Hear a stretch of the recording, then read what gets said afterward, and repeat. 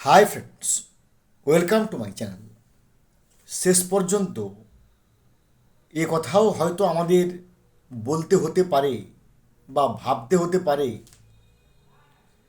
যে যাকে আমরা শ্রদ্ধার সঙ্গে দেখছি, আমরা ভাবছি যে ঠিক আছে চলো, যাই হবে না কেন আমরা সুপ্রিম কোর্টে দেখে নেব, হাইকোর্টে দেখে নেব। এটা যন্ত্রণা এবং কষ্ট নিয়ে বলতে হচ্ছে, তাহলে সুপ্রিম কোর্টও কি আমাদের বিপক্ষে হাঁটছে, নাকি সেটিং সুপ্রিম কোর্টের সঙ্গেও হয়ে গেছে? কেন? আসুন আমরা এটাকে পুঙ্খানুপুঙ্খ ব্যাখ্যা করি। তার আগে অবশ্যই অনুরোধ করবো, দয়া করে আপনারা আমার চ্যানেলটা সাবস্ক্রাইব করবেন, লাইক করবেন, কমেন্ট করবেন।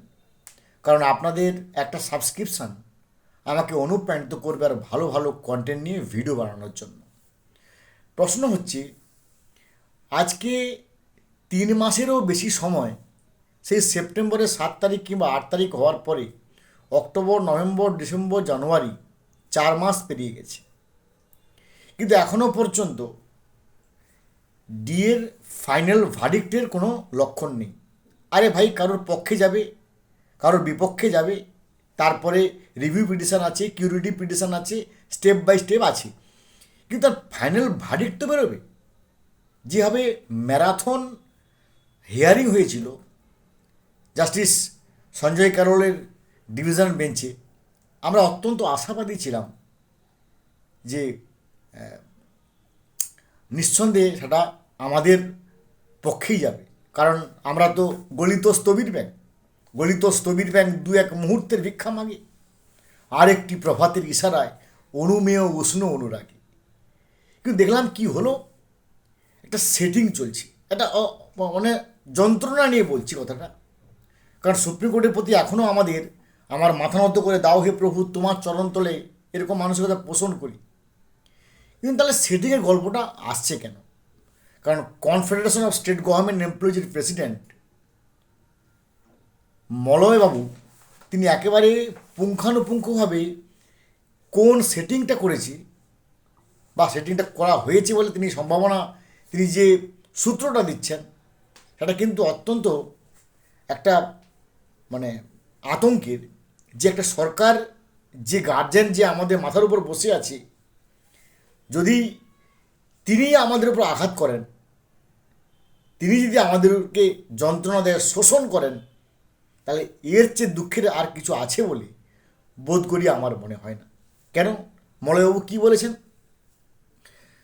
মলয়বাবু বলেছেন যে ওয়েস্ট বেঙ্গল গভর্নমেন্ট ভালো করেই জানে 2026 সালের 5ই মে রাত 11টা 59 মিনিট পর্যন্ত এই সরকারের আয়ু। হ্যাঁ, ঠিক শুনেছেন। বর্তমান যে পশ্চিমবঙ্গে গভর্নমেন্ট চলছে, সেই গভর্নমেন্টের আয়ু হচ্ছে আগামী 5ই মে রাত 11টা 59 মিনিট পর্যন্ত। যেই রাত 12টা হয়ে যাবে, 5ই মের 12টার 1 সেকেন্ড পেরিয়ে যাবে, যদি তার মধ্যে ভোট না হয় কিংবা ভোট প্রসেসিং না হয়, তাহলে পশ্চিমবঙ্গে presidential rule will be applied. এটা আমার কথা নয়, এটা সংবিধানের কথা। আর বর্তমান সরকার যেনারা পশ্চিমবঙ্গে আছেন, এটা ভালো করেই জানেন যে ভাই 5ই মে 2026 পর্যন্ত আমাদের আয়ু। তা যদি যদি কোনো রকমের সুপ্রিম কোর্টের সঙ্গে এইভাবে সেটিং করে নেওয়া যায়, যেটা মলয়বাবু বলছেন, যে ফাইনাল ভার্ডিক্টটা একটা এমন সময় বের করানো হবে, ঠিক ফেব্রুয়ারি মাসের মাঝামাঝি কিংবা ফেব্রুয়ারি মাসের শেষের দিকে, তাহলে সুপ্রিম কোর্ট নিশ্চয়ই বলবে না যে 2 দিনের মধ্যেই আপনি ডিএ মিটিয়ে দেন কিংবা 3 দিনের মধ্যে ডিএ মিটিয়ে দেন। কারণ সুপ্রিম কোর্টের নিয়ম আছে যে ফিনান্সিয়াল যদি কোনো ডিসিশান, তাহলে 90 days will be taken up, তাহলে 90 দিন সময় দেবে। তা যদি ফেব্রুয়ারি মাসের মাঝামাঝি ফাইনাল ভার্ডিক্টটা বেরোয়, তাহলে মার্চের 15, এপ্রিলের 15, মের 15, আর মের 15 মানে মের 5 তারিখে আমরা জানি যিনি যে সরকার এখন আছে, তিনি tata bye bye bye bye tata, এরপরে আবার ওনারা ঘুরে আসতে পারেন, আবার অন্য কেউ আসতে পারেন, সে প্রশ্নে আমি যাবো না, কারণ আমার এই চ্যানেলটা রাজনীতির পৃষ্ঠপোষকতা করে না, আমি শুধু আইনি ব্যাখ্যা দিচ্ছি। তাই ওনারা ভালো করে জানেন যে ভাই যদি আমরা পরে ঘুরে আসি, সে পরে কথা ভাই, পরে কে সরকার এলো না এলো অমুক তমুক, তারপরে ডিভি পিটিশন আছে, তারপরে পিউরিটি পিটিশন আছে, এটসেট্রা মিসলিনিয়াস অ্যাপ্লিকেশান কিংবা তার মডিফিকেশান অ্যাপ্লিকেশান, হাজারো সুপ্রিম কোর্টের পদ্ধতি আছে। কিন্তু আপাতত ভোটের বৈতরণীটা পার হয়েছে, ভোটের বৈতরণী মারাত্মক বৈতরণী। কারণ যদি এই মুহূর্তে, যদি কিছুদিন আগে পর্যন্ত ফাইনাল ভার্ডিক্টটা বেরিয়ে যেত, তাহলে 3 মাসের বার্ডেন থাকতো না। 3 মাসের বার্ডেন না থাকলে তাহলে সরকারকে অবশ্যই ডিএ মেটানোর জন্য প্রসেসিং করতে হতো, রিভিউ পিটিশন করতে হতো, এবং তার যদি ফলাফলও বেরিয়ে যেত, তাহলে কিন্তু ওয়েস্ট বেঙ্গল গভর্নমেন্ট একটা বিব্রত বোধ করতো বা একটা ভয়ঙ্কর অবস্থার মধ্যে পড়তো, ফিনান্সিয়াল বার্ডেন, যেটা অভিষেক মনু সিংভিজি ওয়েস্ট বেঙ্গল গভর্নমেন্টের হয়ে সুপ্রিম কোর্টে বলেছেন যে আমাদের কোমর ভেঙে যাবে যদি আমরা 50% দিয়ে দিই বা ডিউ মেটাতে যাই।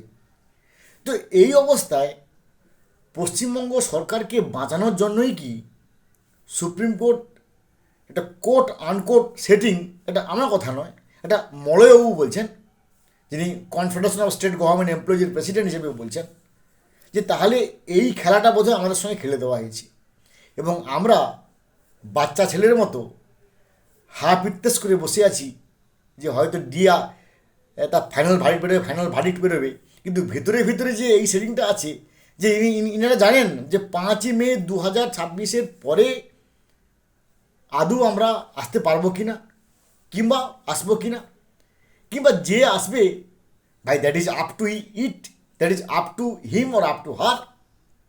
We do not include into this matter, we don't include into this matter, কারণ এটা আমাদের কাছে নাল অ্যান্ড ভয়েড। কোনো রকম ভাই ভোটের বৈতরণীটা আমাদের পার হয়ে যেতে হবে। সেই যে সেটিংটা যে কথা বলছি, এটা কিন্তু আমরা মর্মাহত। কারণ যে সরকার আমাদের মাথার উপর, সরকার মানে কি, একজন গার্জেন, অভিভাবক বা অভিভাবিকা, তিনি আমাদের মাথার উপর আছেন, তিনি আমাদের সুবিধা অসুবিধা নিয়ে আমাদেরকে স্যাটিসফ্যাক্টরি একটা গভর্নেন্স দেবেন, এই হচ্ছে আমাদের প্রত্যাশা। এর নাম সরকার।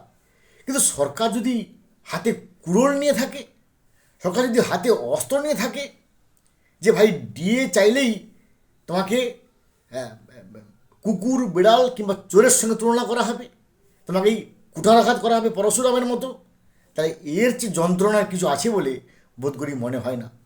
এবং মলয়বাবু সে কথাটাই সেইখানেই কিন্তু হিট করেছেন। যদি এটা সত্যিই হয়, তাহলে আমাদের বুঝে নিতে হবে এর পরবর্তীকালে আমরা কি করব বা কী করব না। ভালো থাকুন, have a good day, thanks.